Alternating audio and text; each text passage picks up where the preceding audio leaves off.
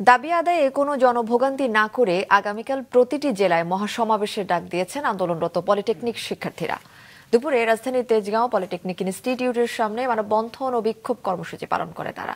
Craft instructor থেকে junior instructor পদোন্নতির রায় বাতিল সহ ৬ দফা দাবির পক্ষে অবস্থান তুলে ধরেন তারা। গেল বৃহস্পতিবার সচিবালয়ে তাদের দাবি পূরণের আশ্বাসকে প্রহসন বলে উল্লেখ করেন শিক্ষার্থীরা। পরে পলিটেকনিক ইনস্টিটিউটের মূল ফটকে লাল কাপড় বেঁধে রাইজ ইন রেড কর্মসূচি পালন করেন শিক্ষার্থীরা। একই কর্মসূচি দেশের সব পলিটেকনিক ইনস্টিটিউটে পালন করা হয় বলেও জানান তারা। আগামীকাল সারা বাংলাদেশের সকল পলিটেকনিক ইনস্টিটিউট একযোগে জেলা পর্যায়ে মহাসমাবেশের আয়োজন করবে। যে সকল সাধারণ শিক্ষার্থী ভাইরা আছেন তাদের প্রতি নির্দেশনা থাকবে, যে কোনো জনদুর্ভোগ তৈরিতে তারা যেন জনদুর্ভোগ না তৈরিতে তারা সর্বোচ্চ সহযোগিতা করেন।